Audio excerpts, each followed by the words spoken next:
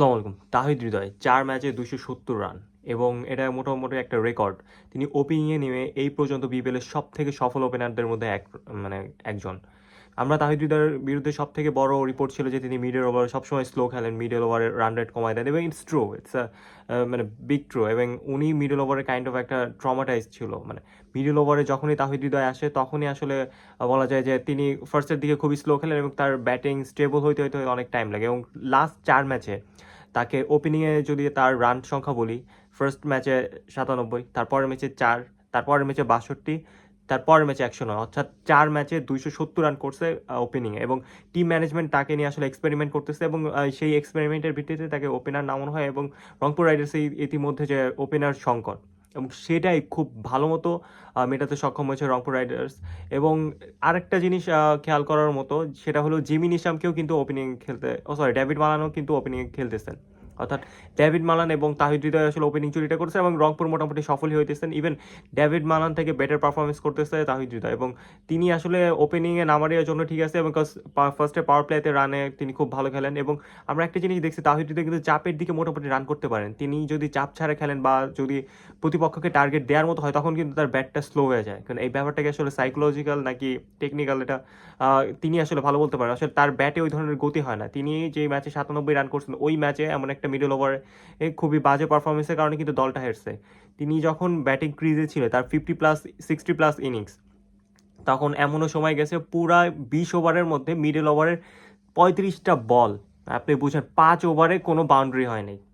তারপরে কিন্তু তিনি ১৭ বলে প্রায় ৪৩ রান করে একদম ম্যাচটা, তার রান রেটটা আবার নিজের রান রেটটা ঠিকই আছে, কিন্তু যে দল যে পিছায় গেছে ৩৫টা বলে কোনো বাউন্ডারি ছাড়া, তাও টি-টোয়েন্টিতে।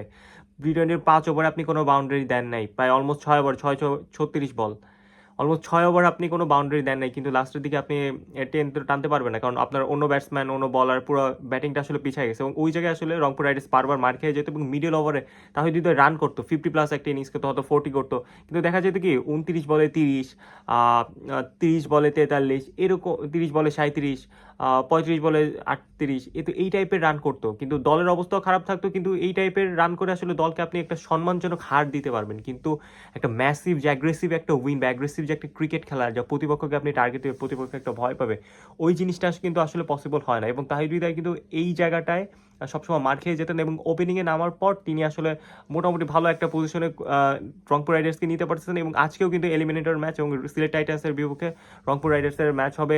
এটা যে হারবে সে টিম কিন্তু বাদ পড়বে এবং আই হোপ বরাবরের মতোই শেষ ৪ ম্যাচের মতো দ্বিতীয় ম্যাচটা খালি তাহিদ হৃদয় ৪ করছে, বাকি ৩টা ম্যাচেই 50 এবং একটা 100, আর একটা ম্যাচে তো ৯৭ করছে, ওই ম্যাচেও 100 হইতে পারতো। তো আজকেও তাহিদ হৃদয় চলে উঠবেন এবং রংপুর রাইডার্সকে বেটার কিছু উপহার দেবেন। এবং রংপুর রাইডার্স আর ঢাকা ক্যাপিটালস, এই দুইটা টিম কিন্তু একমাত্র বিপিএলের যদি আমরা প্রপার টিম বলতে চাই তাহলে রংপুর আর ঢাকা ক্যাপিটালস, এই দুইটাই কিন্তু তাদের আপনার পেমেন্ট নিয়ে ওইরকম ইস্যু শোনা যায় না, বা প্রপার ফ্যাসিলিটিস দেওয়ার যে কথা, একটা টিমের নিজস্ব আপনার গ্রাউন্ড থাকবে, নিজস্ব প্যানেল থাকবে, ক্লাব থাকবে, এভরিথিং, মিডিয়া প্যানেল থেকে শুরু সব কিছু কিন্তু অনেক প্রপার ওয়েতে হ্যান্ডেল করে এবং প্রফেশনাল ওয়েতে হ্যান্ডেল করে রংপুর রাইডার্স এবং ঢাকা ক্যাপিটালস। এবং রংপুর রাইডার্সকে স্পেশালি এই থ্যাঙ্কসটা দিতে হয়, কারণ রংপুর রাইডার্স কিন্তু বিপিএলের শুরু থেকে ছিল একমাত্র টিম যে বিপিএলের শুরু থেকে আছে, ২০১২ থেকে আজ ২০২৬ খেলাচ্ছে, এই ১৪ বছর ধরে একমাত্র একটা টিম যেটা টিকে আছে।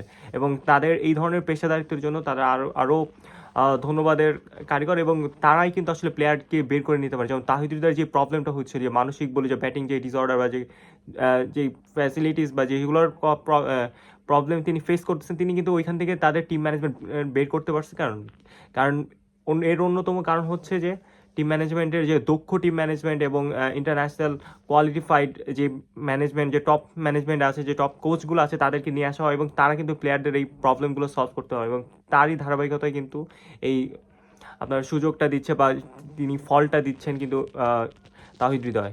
তো I hope best of luck for Rangpur team management এবং বেস্ট অফ লাক ফর তাহিদ হৃদয়। আল্লাহ হাফেজ।